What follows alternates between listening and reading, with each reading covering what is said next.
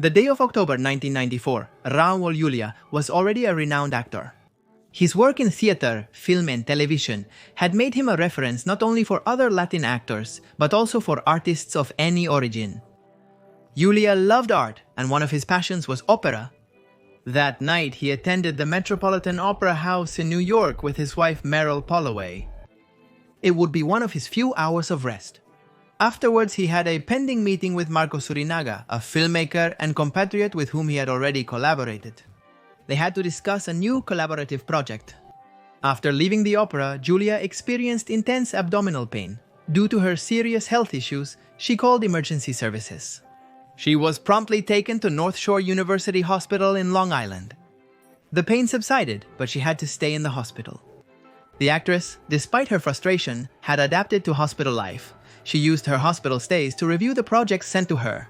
She was most drawn to the script for Desperado, a sequel and remake blend of the indie film El Mariachi, to be directed by Robert Rodriguez himself. Juliá was eager to get out of the hospital and return to the set, but that very night she suffered a stroke. The doctors rushed to attend to him while Holloway stayed by his side. Nothing could prevent October 20 from falling into a coma. But let's not get ahead of ourselves. How did Raúl Juliá manage to succeed without falling into Latin stereotypes? Is it true that a great tragedy marked his life? What secret was Raúl Juliá hiding while playing Homer Addams? To know this story of passion, art, struggle, and convictions, we must go back to October 24, 1994. The day Raúl Juliá died. Before shining on stages and screens, Raúl, Rafael Juliá, and Arcele. He was a dreaming little child who was born on March 9, 1940 in Floral Park, a neighborhood of San Juan, Puerto Rico. His father, also named Raúl Juliá, had studied electrical engineering in the United States before returning to the country to practice that profession. In the cave of the Chicken Inn, through hard work and sacrifices, the restaurant became one of the city's most famous. He was said to be a pioneer in bringing pizza to that part of Central America. As for the mother, Olga Arcele, she was a mezzo-soprano who sang in the church choir before marriage and giving it all up. Other members of the Juliá family were professional musicians, including Raúl's grandmother, Maria González. They were all devoted to Jesuit practices. Raúl, his father, and Olga would take in and care for homeless children as part of their family. Thanks to these experiences and companionships, Raúl learned values that would be key to his life and career. The beauty of artistic expression, the importance of hard work, the love for one's roots, and the value of helping those most in need. The family's good fortune allowed Raúl and his siblings to have access to a good education. They studied at the Holy Spirit School in Hathorey, a private Catholic organization. There, the future idol became fluent in English as nearly all staff spoke it. But above all, he discovered theater. In first grade, Raúl volunteered to participate in a teacher-organized play. By then, he had become a fan of movies like The Adventures of Robin Hood and wanted to feel like his childhood hero, Errol Flynn. Thus, the boy played none other than the devil, a role not at all easy, which he enjoyed very much. So much so that after that, he signed up for every school play that came in the future. By 7th grade, Raúl became interested in reading William Shakespeare's works in their original language. Also, around that time, he met his first girlfriend and future first wife, Magda Vassallo Molinelli. By adolescence, Raúl was already passionate about the stage, and no one was surprised when he continued practicing the discipline at his new school, San Ignacio de Loyola, a private Jesuit boys-only institution. Between classes, the boy arranged adaptations, especially of Hamlet. He was very serious about character composition. Even though he worked for hours to polish his skills, he never stopped enjoying a smile. His initiative and talent were undeniable to the spectators and the school staff. At the same time, new stars appeared on his horizon to imitate. He particularly admired José Ferrer, a Puerto Rican actor who excelled on stage and made a name for himself in competitive Hollywood. Raúl's artistic vocation was also appreciated by his family, but his father insisted that he study another career. More precisely, law. To please him, the young man attended Fordham University in New York, which also followed the Jesuit line, but he did not feel comfortable. After a year, he left that path and returned to San Juan to study humanities at the University of Puerto Rico. To earn some money, he acted in plays and in nightclubs. His parents still maintained that they did not believe those were the best decisions, but they had no choice but to accept their son's preferences. They gradually supported him. Raúl's first big professional step came hand in hand with Lillian Hart, a Puerto Rican comedian who gave him a job at the El Convento Hotel. Around that time, Raúl considered saving money to study in Europe. Then he met Orson Bean, a comedian and popular television figure in the 60s who had come to his homeland for his vacation. After seeing the young man's performance at a club, he told him that he would find more and better growth opportunities in the United States. If he moved there, he could help him. Raúl was excited. He could finally start a path like Joseph Herrera's, but nothing would be easy. When Raúl told his parents about his plans, they were skeptical, but once again, they decided to help him. However, as the boy was getting ready to pack his bags, tragedy struck the Juliá family. Rafael, Raúl's brother, died in a traffic accident at 19. Raúl postponed his trip to be with family. He also grew closer to his girlfriend, eventually getting engaged. Raúl was devastated but didn't forget his dreams. In 1964, the duel took place in Manhattan once concluded. He was 24 years old and had all his expectations set on succeeding. He took pride in his Puerto Rican heritage but refused to play stereotypical roles of that nationality. However, he understood the necessity of starting from the bottom. He had to admit that Latinos had more difficulties in getting opportunities. And no matter how fluent his English was, his Hispanic features were undeniable. Moderating his eagerness, he did several jobs to survive, including selling pens. The low pay left him little time to think about theater. His parents sent him money, but it was hardly sufficient. Gradually, his conviction was being challenged by gentle but steady and unrelenting opposition. Just when he was about to succumb to an identity crisis, help came once again from Hartz and Pym. She invited him to a Broadway play. That night, Raúl discovered his passion and vowed to pursue acting full-time. The producer's prejudices remained latent, but he had to start somehow. She wanted to train with local professionals, and Bean recommended her to Win Handman, mentor of future stars like Michael Douglas and Richard Gere.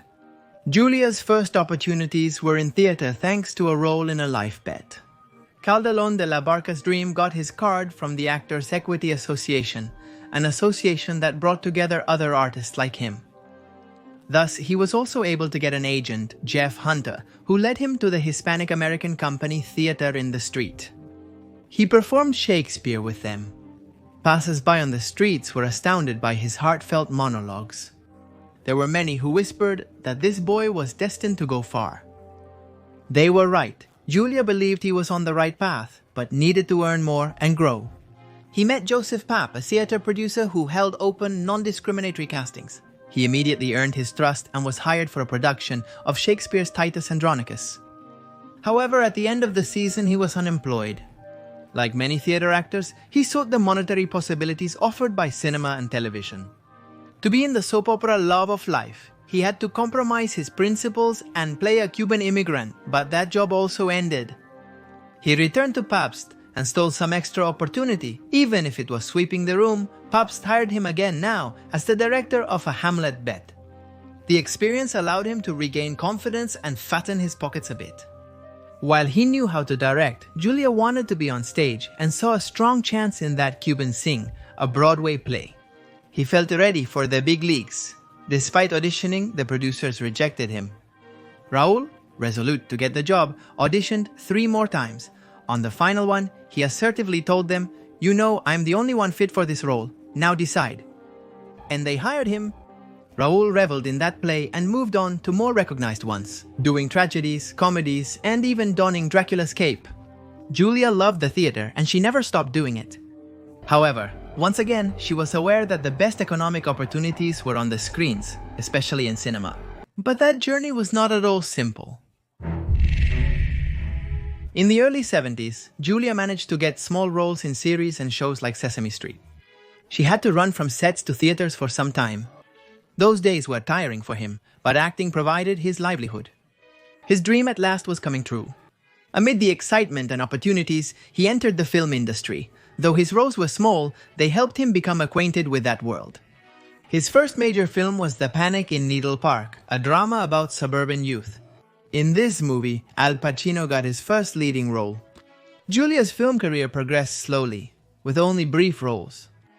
His acting strength was still in the theater, and it was from there that he caught the attention of the acclaimed director Francis Ford Coppola. Fascinated by her charisma, the man gave her a supporting role in One from the Heart, an ambitious musical drama. For the actor, it was a decisive step in his career. Although the film flopped financially, Julia's performance impressed critics and filmmakers beyond Hollywood. Among them, the Argentine-Brazilian director Hector Babenco, who considered him for the kiss of the Spider-Woman. Based on the novel by Argentine Manuel Puig, the film allowed him to portray Valentina Rey, a revolutionary imprisoned during the dictatorship in Brazil. Raúl, true to his style, committed to the character, with whom he shared his convictions and his fight for human rights. He became so connected with the project that when he finished it, he felt like he had really just gotten out of jail. The sacrifice was worth it. He achieved a raw and passionate work, outside of the typical Latino stereotype. His charisma impacted the audience that filled the rooms and also the most demanding press. So it was no surprise that Raúl was nominated for a Golden Globe. He nearly received an Oscar nomination, which instead went to his castmate William Hart. When he won, William went up to receive the statuette and gave special thanks to Julia.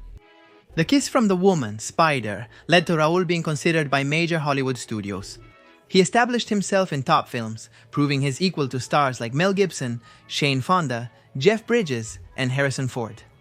He played Latino and other characters from various eras and nationalities, such as Victor Frankenstein in Frankenstein Unbound.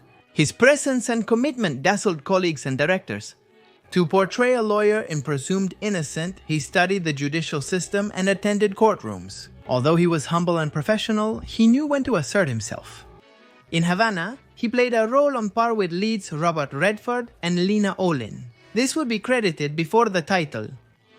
Julia also wanted to appear in that place, but as the producers denied him that privilege, he preferred not to be credited at all. Julia, a respected Hollywood figure, collaborated with Puerto Rican talents, including director Marco Surinaga. Both participated in The Big Party and in the co-production with Argentina Tango Bar. He also acted in The Plague in that country, coinciding again with William Hart. Even so, Hollywood called him, and in 1990 he received an unusual proposal. Paramount Pictures was preparing a film version of The Addams Family, a very famous series from the 60s, in turn based on the cartoons of Charles Addams. The story followed the title family, composed of characters worthy of a horror movie, but in a comedy key. Julia agreed to portray Homer Addams, the patriarch of the clan. Note that the character's original name is Gomez Addams, reflecting his Latin heritage. The actor loved the character because he said he could be wonderful, even in his moments of depression. That allowed him to build a histrionic subject and play as when he had done the devil in his first work. For Julia, the Addams Family represented a risky move. It was her first time leading a big Hollywood production that was based on an already successful franchise. And let's remember that at that time, very few Latin actors led such ambitious films. At Paramount, they wondered if they had made the right decision in hiring him. But his enthusiasm for Homero Addams permeated every scene and was crucial in driving the audience and critics wild. When the movie premiered in 1991, the actor had never been so sardonic, funny, and charming. The audience wanted more, and 2 years later a sequel came out, The Addams Family Values, considered by many to be superior to the first. After decades of non-stop work, Raúl had Hollywood at his feet. But had the luxuries changed him? Despite her fame as an actress, Julia remained true to her beliefs. Her romantic life transformed significantly. After the divorce from Molinelli in 1969, she met Meryl Holloway, a dancer and actress. They had met in the musical Ilya Darling. She had been struck by his huge eyes and much later said that she could have married him right there. In the end, they got married, but in 1976, their union produced 2 sons, Raúl Sigmund and Benjamin Raphael. Holloway supported Raúl in the toughest moments of his career and enjoyed his growth, and the way the man was sweeping away the prejudices of show business. Following his father's example of balancing work and family, he cared for the 3. Julia maintained a solid personal life while staying true to her Puerto Rican identity and humanism. He demonstrated this in films like Romero, where he put his soul into the Salvadoran Archbishop Oscar Romero. As if that wasn't enough, he transferred those concerns to real life. He was very aware of how his parents took advantage of their good social condition to help orphan children. and anyone who needed a plate of food and a word of encouragement. He supported the Hunger Project to help end global hunger. He donated monthly and promoted it at events and conferences. When he realized that this was not enough, he decided to fast on the 14th of each month from 1977 until the end of his days. In this way, he let the world know his commitment to the cause. His activism earned him recognition around the globe. Juliá also had strong political beliefs, sympathizing with the Puerto Rican Independence Party, which advocated for independence from the United States. He was even a childhood friend of one of its main figures, Rubén Berrios. At just over 50 years old, Raúl Juliá excelled in all his facets, but this happiness would soon be cut short by his health. Juliá started the 90s as an earthly star, loved and respected, but he was very careful about his private life. That's why he chose not to announce that he had been diagnosed with stomach cancer. He underwent all the necessary treatments, and in 1993, he underwent surgery. Despite his delicate health, he wished to keep working. Thus, he agreed to participate in State Fighter, an action movie starring Jean-Claude Van Damme. Was he interested in composing General M. Bison, the villain, for a specific reason? His children were fans of the video game the movie was based on. He cared a lot about making them happy by seeing their father in that universe. The shooting was complicated, largely due to Van Damme's problems with vices. Juliá also had his setbacks due to cancer, although he continued to behave like a professional and brought class to the role. But time was a tyrant, and that would end up being his posthumous performance. Although there was still time for the final moment, Juliá had time to shine in The Burning Season, a telefilm about Brazilian environmental activist Chico Mendes. It would be his last great role that earned him awards like the Emmy. He had a diagnosis against him, but Raúl did not plan to stop until the stroke came. And that's how our story comes back to the beginning. Starting from October 20th, 1994. Juliá remained in a coma. She seemed unable to regain consciousness. Polaway and their children stayed at North Shore University Hospital. Soon more loved ones came closer. The news also left the global art world in suspense. And to all those who had ever had the privilege of meeting the star and receiving his kindness and dedication. Those who loved Raúl hoped for a miracle that never came. On October 24th, 1994, the legendary Mr. Addams died at the age of 54. As he had specified, his remains were transferred to San Juan, where on October 27th a funeral was held at the Puerto Rican Culture Institute. A crowd gathered there to bid him farewell, joyfully with music. As the coffin was being buried in the Baxeda Cemetery, a load of carnations was dropped from a helicopter while people shouted, "Long live free Puerto Rico." The pain was also felt in the United States. Masses and events were held to honor him, with words and readings of poems by the friends that Raúl had made during his career. The man had physically departed, but not his spirit or his work. The legacy of Raúl Juliá was powerful from the first moment. He showed that a Latino actor could succeed in Anglo-Saxon territory, avoid stereotypes, and still honor his origins. On streets, stages, or film sets, he always gave his best. He made professionalism his banner and knew when to stand up to the bigwigs of Hollywood. Despite gaining prestige, he never feared popularity. Thanks to his work, Julián set a precedent for other Spanish-speaking actors, especially for his compatriots like Benicio del Toro and Luis Guzmán. The latter worked with him on The Burning Season and never stopped remembering him, especially when director Tim Burton chose him to play Homer Addams in the Merlina series. As we showed, Juliá also lives in humanitarian causes. The Hunger Project continues its initiative to fight hunger. In turn, the National Fund for Hispanic Arts awards the Raúl Juliá Excellence Award each year. Tributes are still common in Puerto Rico, the United States, and other parts of the world. In an increasingly gloomy present, the mere memory of Raúl Juliá conveys light, inspiration, generosity, and hope. That hope that can only be awakened by those free men and women who give their body and soul to their passions and convictions,